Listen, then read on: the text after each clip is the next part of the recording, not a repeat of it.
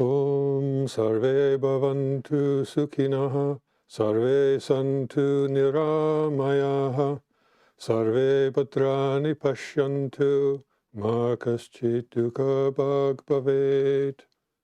May all be happy, may all be free from disease, may all realize what is good, may none be subject to misery.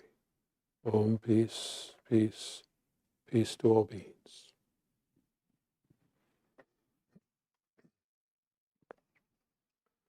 Good morning, friends. I would like to talk to you about the inspiration behind the Ramakrishna Order. This month is the 125th anniversary of the Ramakrishna Mission, which is a branch of the Ramakrishna Order that provides relief and rehabilitation services during floods, famine, natural disasters. It also provides educational and medical services, and especially services to the poor and those devastated by calamities. And the Ramakrishna Order does this regardless of caste, creed, or color. So, unlike other organizations, the Ramakrishna Order does not try to convert the people they try to help. So, and they don't get involved in the politics either. So they try to stay aloof of those things.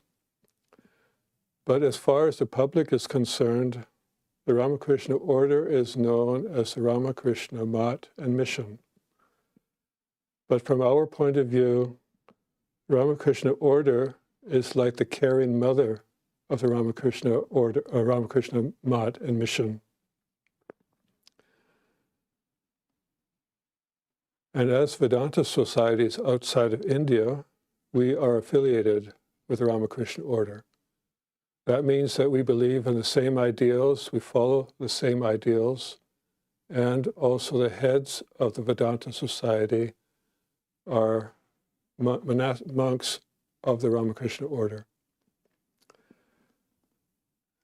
And their job is to uphold the ideals outside of India, within the Vedanta societies, for those that are interested in the teachings of Sri Ramakrishna, Holy Mother, Swami Vivekananda, and those that want to follow those spiritual practices and try to incorporate them in their daily lives. This ideal is encapsulated into the motto of the order. And the Sanskrit version of this motto is Atmano Mokshartam Jagat Hitayacha, which means for one's own salvation and for the good of the world. The part that we call the Ramakrishna Mat emphasizes for our own salvation. It emphasizes the teachings of Vedanta, the scriptures of Hinduism, along with studying the scriptures of other religions. It also is inspired by the lives of Sri Ramakrishna, Holy Mother, and Swami Vivekananda, the direct disciples, all those that have become the pioneers of what we know now as Vedanta in India and and worldwide. They also emphasize meditation, spiritual practices, practicing the harmony of religions, or emphasize the harmony of religions, and publications. The part of the motto that says, for the good of the world, is what the Ramakrishna Mission emphasizes. That's where they take all these high philosophies and teachings and give them a practical outlet. And putting that into action as service to man, as service to God. And especially with focus on those that are poor, the downtrodden. The idea being, bring them up, because you can't give religion to those that are hungry, to those that are suffering. They need those needs taken care of first. Then they will have time to think about religion. or about spiritual practices even. So it's actually this dual ideal that attracted me to joining the order. And by reading and practicing and trying to understand Swami Vivekananda's Karma Yoga, the Gospel of Ramakrishna, that inspired me to join the Ramakrishna Order, as well as so many other young men. And inspired young women can join the Sarda Mat and the Ramakrishna Sarda Mission, which engages in the same kind of work, follows the same ideals. So no one is excluded. Sometimes people think, oh, we're only a monastery, but no, it's also a convent. And there are also various branches of that throughout the world also. Now, 125 years ago, when Swami Vivekananda introduced this as being the model that the Ramakrishna monks will follow, they were not appreciated by the traditional monastics of those days, because they would say, oh, we are not real monks. We are not following the lifestyle of wandering around, stay in no place for more than 3 days. But here they're seeing a big building coming up, Bellarmont coming up. The monks are now living in a nice building, although they're still practicing austerities because food was scarce, and because they were also helping in relief works. They were dying because there was also famine in those days. And just as the order got started, there was also the plague in Calcutta. And Swami Vivekananda said, look, we're here for the poor. We worship God and the poor and the suffering. So even if we die, our job is to take care of them. So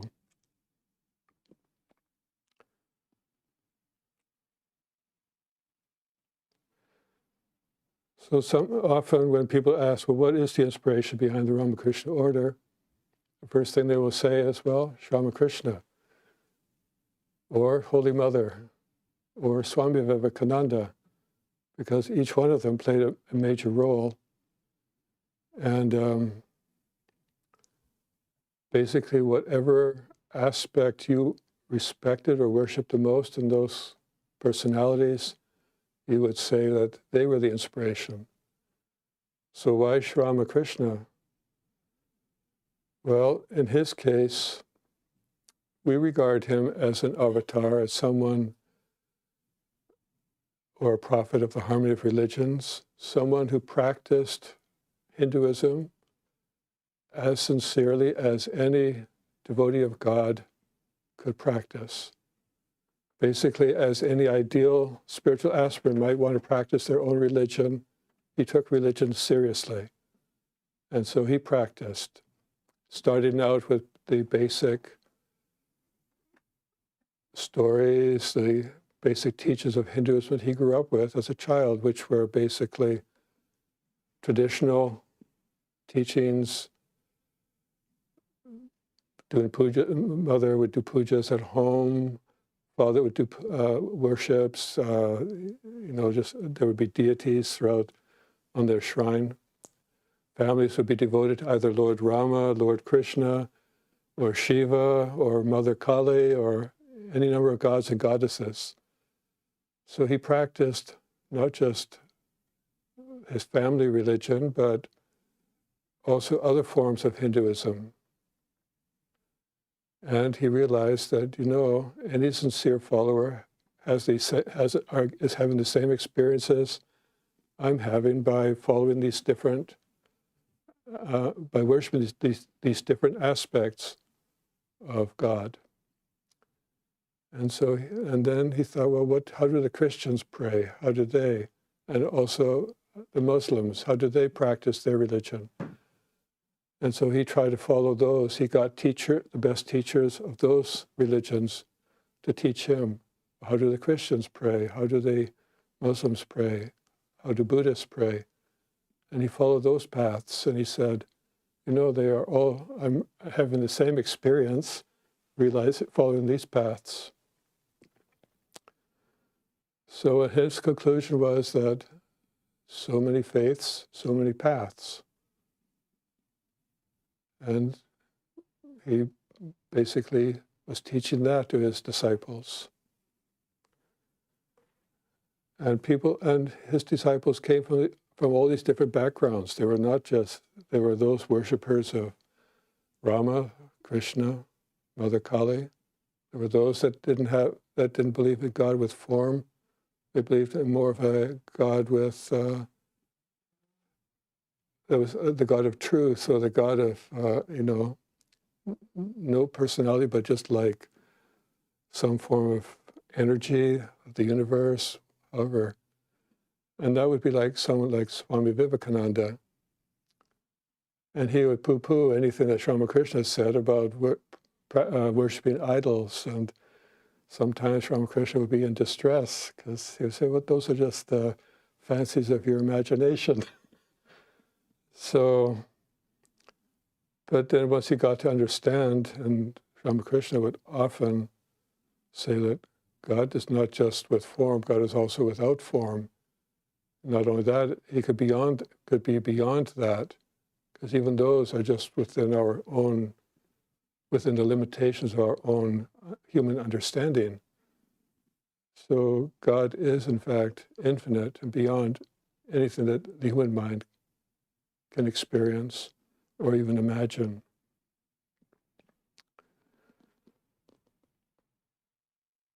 And then Swami Vivekananda would take this message of Ramakrishna and all he's learned, and he brought that to America when he attended the World Parliament of Religions in 1893. In those days, back then, he was completely unknown.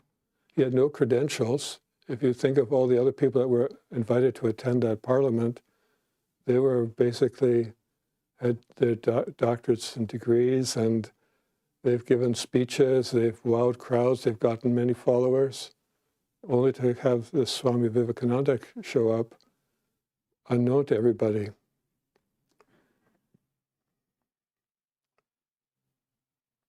And he was one of the most nervous at that time because he didn't want to speak until everybody else was done.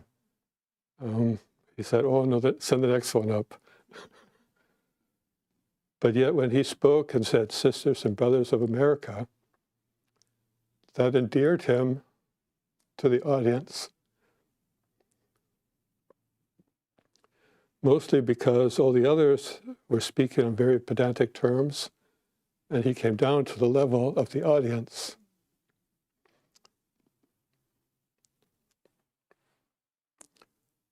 So you would say that the Vedanta societies in the West were inspired by him and what he had brought from India, the teachings he brought. But while he was in America, he also observed how other religious organizations were working, because his goal was, what can I bring back from America that will raise up the poor in India?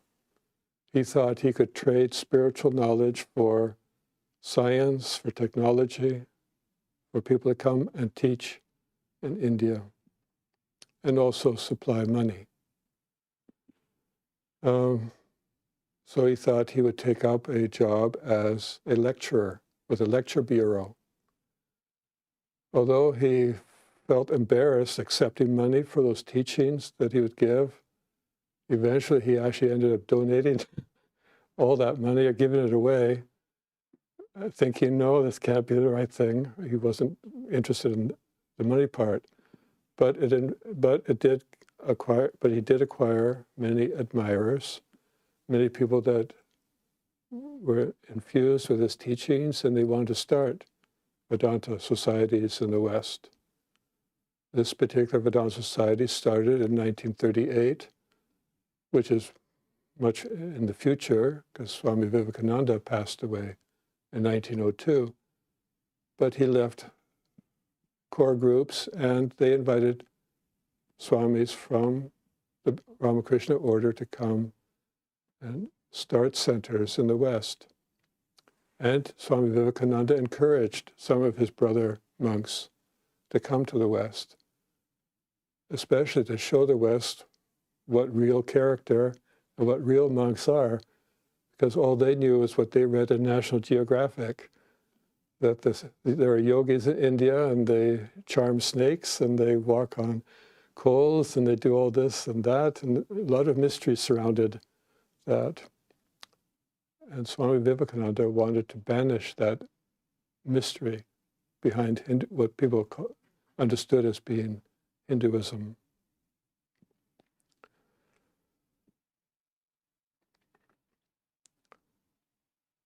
So while he was in this country, he observed how these organizations were running, and he realized the power of organization, which was basically devoid in India because they were under British rule. Very few Indian groups of any kind could actually form an organization, although there was possible, but not on the industrial level that could bring up the poor. There were, of course, like the Brahmo Samaj and other groups that would basically stand up for women's rights and stand up for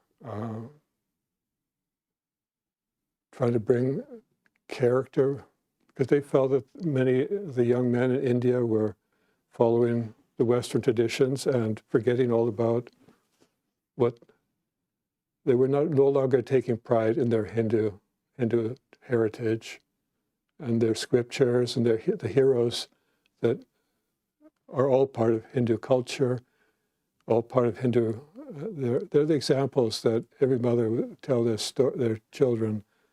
They wouldn't tell nursery rhymes. They would talk about the heroics of Lord Rama or Lord Krishna and all the battles they fought, the pureness of their character, and all these things. And there were people, leaders in Hindu society that wanted to revive that.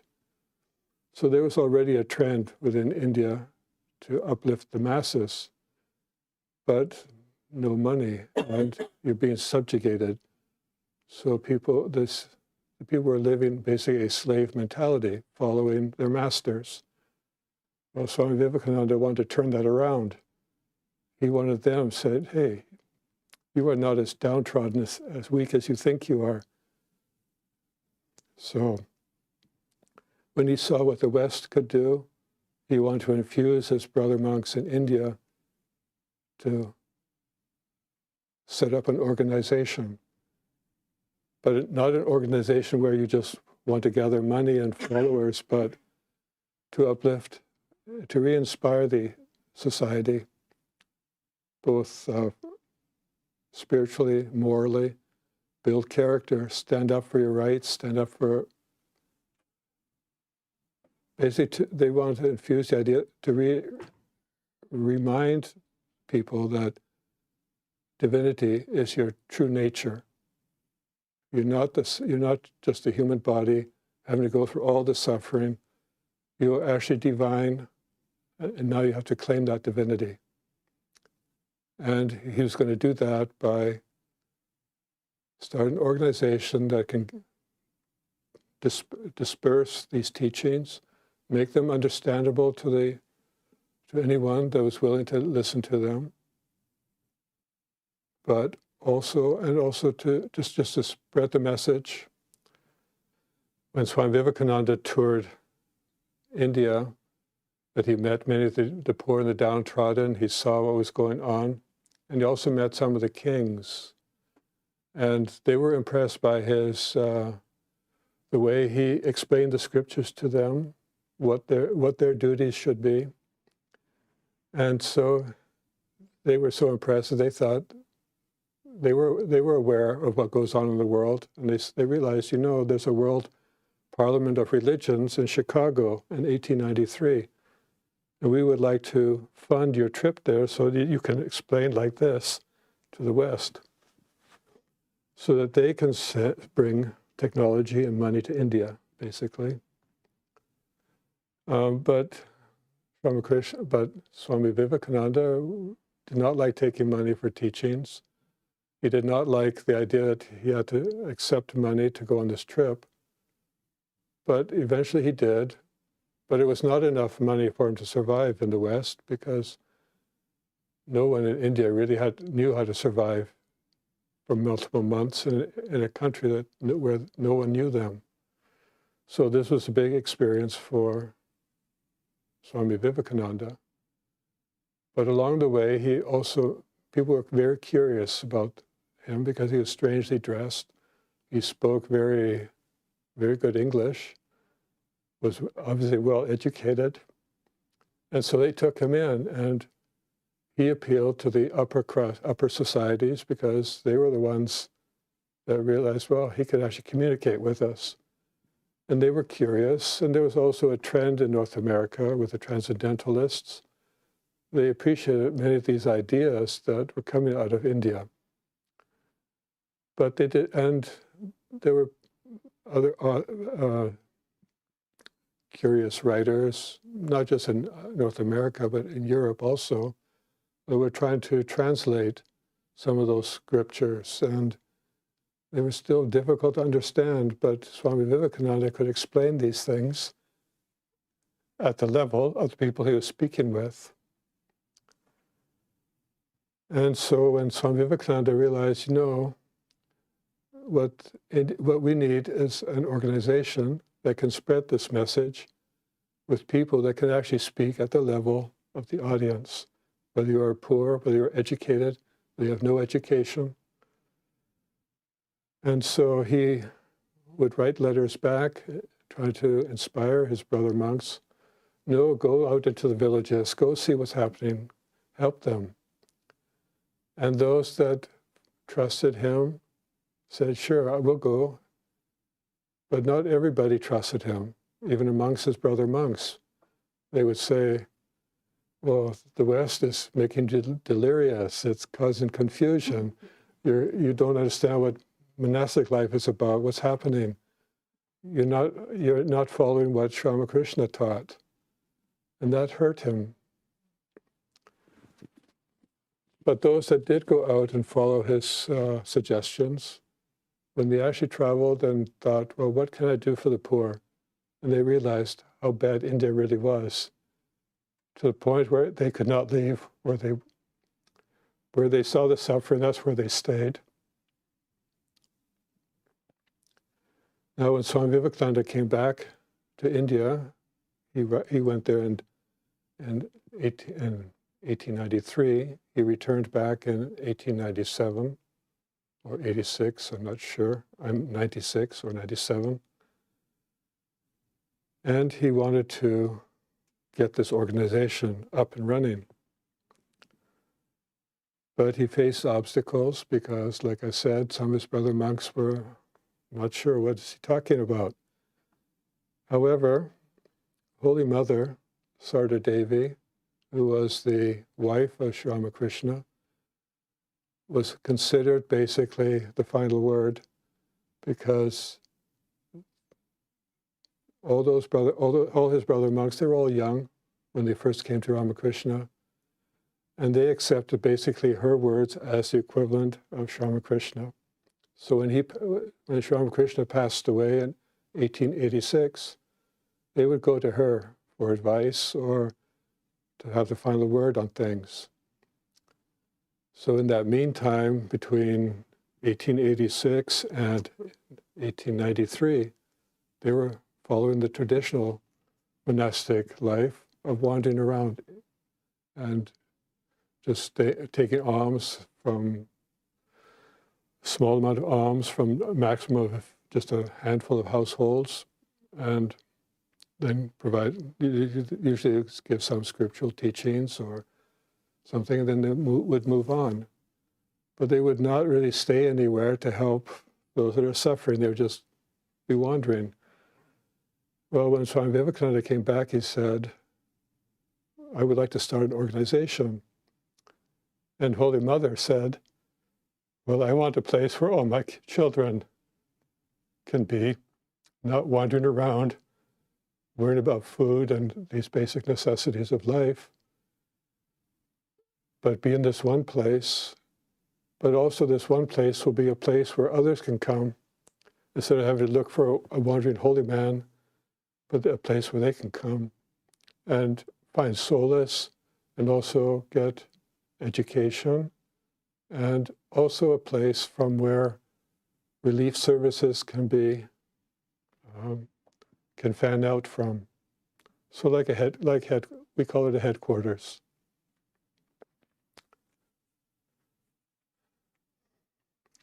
So yes, you could say, which one inspired the Ramakrishna Order or the Ramakrishna Mission? Well, it would be all three of them.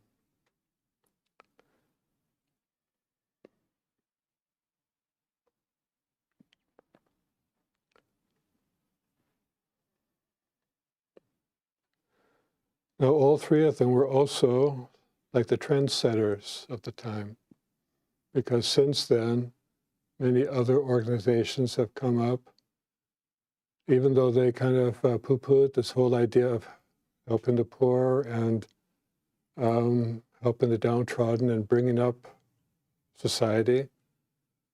And also they would feel inspired by the monks that they saw, what they were going through with the Ramakrishna Order. And so they would, and then they realized, you know, people are now, because the Ramakrishna Order is showing up, even though they are not actively proselytizing their faith, they are gaining the trust of the Ramakrishna Order because they are not being forced to convert to one belief of a form of God, or not. They don't have to change from Krishna, now worship Lord Rama or Shiva. The order comes in and just helps them as people and treats them as people. And then, if they're curious, we'll provide literature or we'll talk to them about Hinduism. But usually after they've already been given the basic necessities.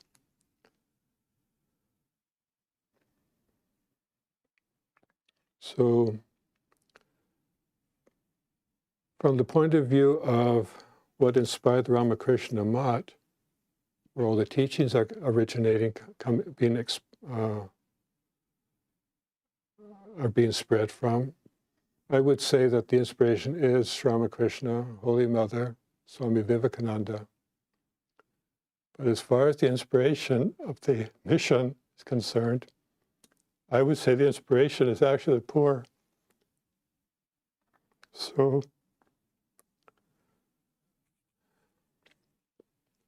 Swami Vivekananda, I think one of the quote that inspired me and probably many other people to join the Ramakrishna Order as monks or the Sardhamat as nuns would be this quote: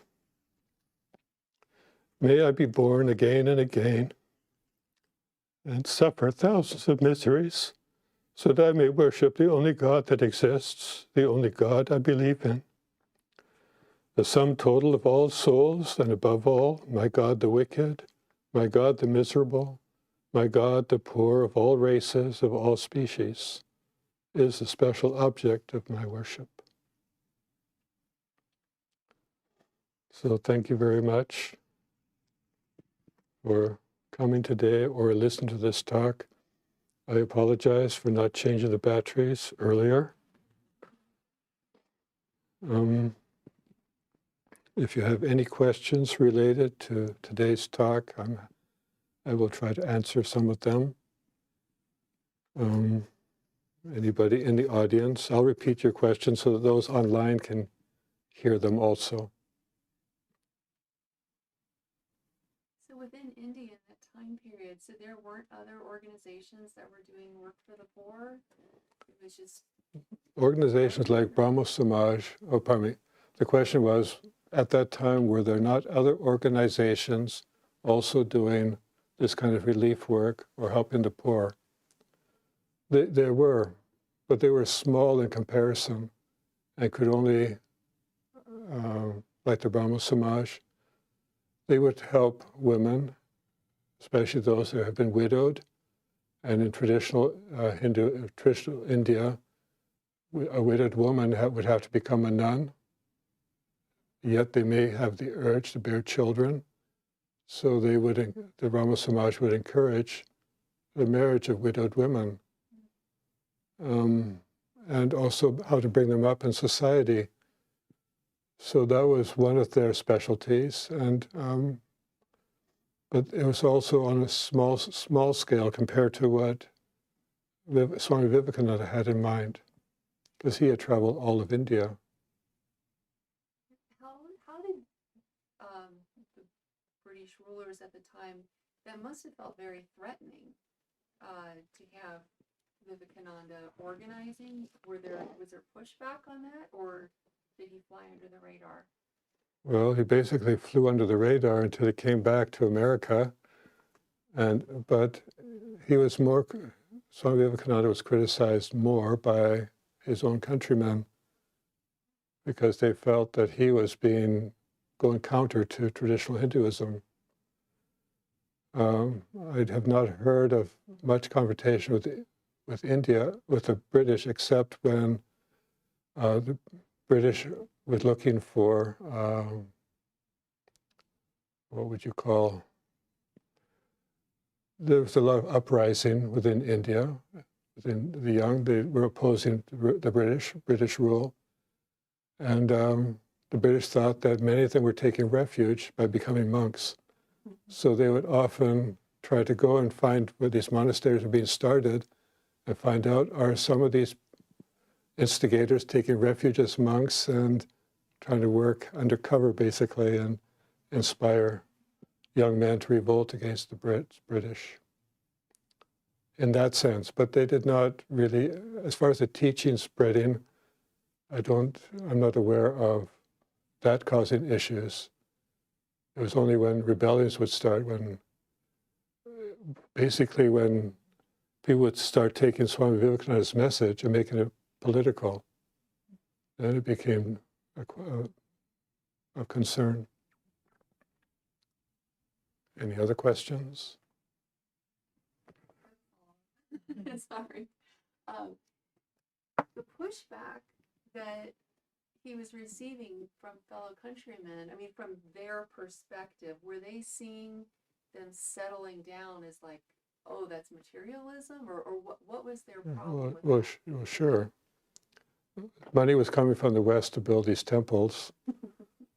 And so they were thinking, oh, these monks are going to start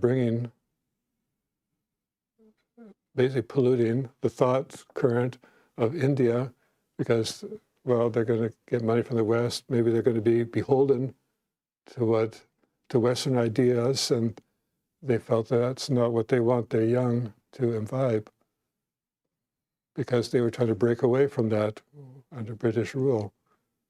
So that's my understanding of it.